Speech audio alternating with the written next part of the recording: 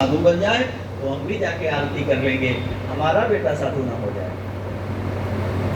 लोग बच्चे के चोर बेईमान बदमाश हो जाने से उतने नहीं डरते जितना उसके साधु हो जाने से डरते हैं।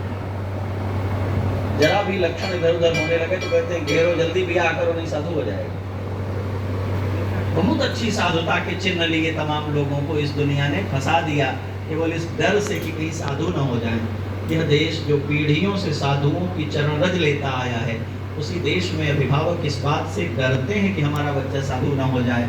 इससे बड़ी कुबुद्धि क्या होगी। चिंता तो यह होनी चाहिए कि बेटा असाधु न हो जाए, चोर बदमाश बेईमान न हो जाए, साधु हो जाए तो इससे बड़े सौभाग्य की बात क्या।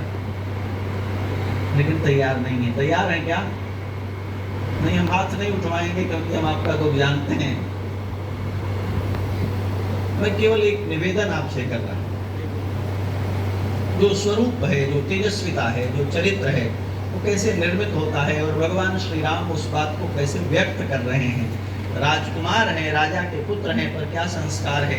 जनक जी ने देखा तो कहा कि मुनिकुल तिलक मृतकुल पालक।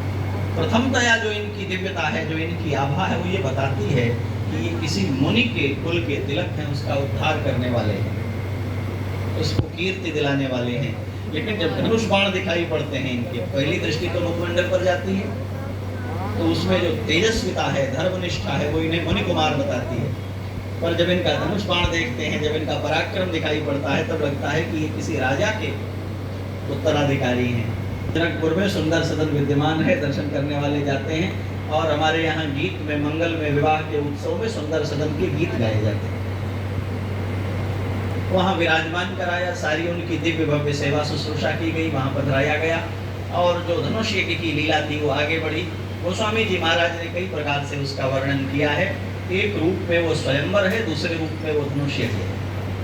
एक और जनक जी की प्रतिज्ञा है, जो धनुष की डोरी चढ़ाएगा उससे विवाह होगा, एक प्रसंग है। दूसरा एक विलक्षण प्रसंग इसमें है कि यह स्वयंवर है।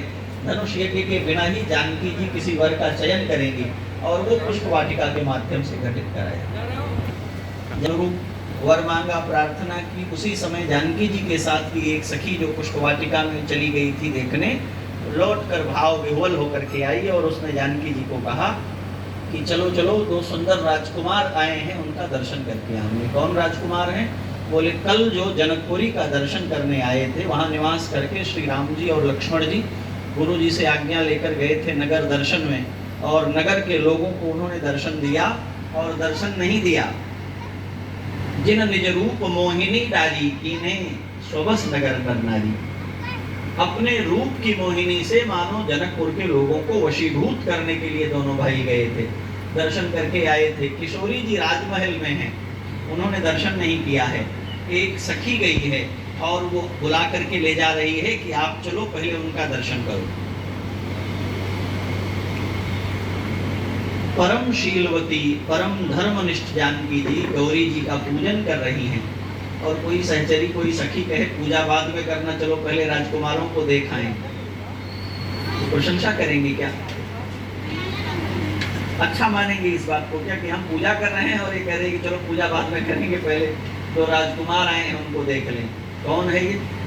गोस्वामी जी कहते हैं कि उसको विशेष प्रिय माना जिसने आके बुलाया था। चली अग्र करी प्रिय सखी सोई। तो जो पूजा छोड़कर राजकुमारों के दर्शन के लिए आमंत्रित करे, वो प्रिय सखी कैसे हुई? पूरा रहस्य है उसमें। रहस्य क्या है?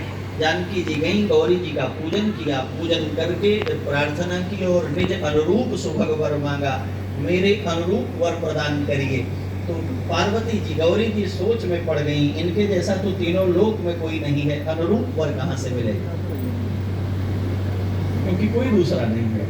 ये पृथ्वी से प्रकट हुई हैं, बाकी सब माता पिता के गर्भ से प्रकट हुए हैं, उनके द्वारा प्रकट हुए हैं। ऐसे कोई इनकी बराबरी करेगा? अनुरूपता कैसे होगी? श्री राम जी का चिंतन किया, हम चुन लें अपने मन से, इनको न पसंद आए तो पार्वती जी ने एक युक्ति निकाली। वो युक्ति क्या है? बोली इन दोनों को आमने सामने कर दें, यदि ये दोनों एक दूसरे को पसंद कर लें तो हम इसको फाइनल करेंगे। तो मानस ध्यान से पढ़िए, निज अनुरूप सुभग वर मांगा। जब वर मांगा तो कुछ बोली नहीं गौरी जी, यही बात रुक गई। एक सखी प्रवेश करती, वो सखी कौन? पार्वती जी सखी बन गई जानकी जी की, स्वयं रूप धारण किया और आई और बुलाया उनको, कहा चलो पहले राजकुमारों का दर्शन करो। जानकी जी राजकुमारों का दर्शन करने चली, अपरिचित राजकुमारों का, इसमें कोई मर्यादा है क्या? गोस्वामी जी ने कहा मर्यादा है। प्रीति पुरातन, ये पुराना प्रेम है। 6 वर्ष की जानकी जी, 12 वर्ष के राम जी पहली बार मिथिला आए हैं। जानकी जी कभी अयोध्या गई नहीं है, ये प्रेम पुराना कैसे हुआ? ये प्रेम पुराना तब हुआ कि जानकी जी का जब जन्म हुआ और देवर्षि नारद आए उनके शैशव काल में और उनका भाग्य विचार किया। ऋषि नारद आए, नाम सुनाए, सुन सुख पाए नृप ज्ञानी। उस समय श्री नारद जी महाराज ने बताया था, सुनैना अम्बा के पूछने पर, गौरी जी का पूजन करने के लिए वाटिका में जाने पर जिस राजकुमार का दर्शन ये कन्या करेगी प्रथम बार, वो राजकुमार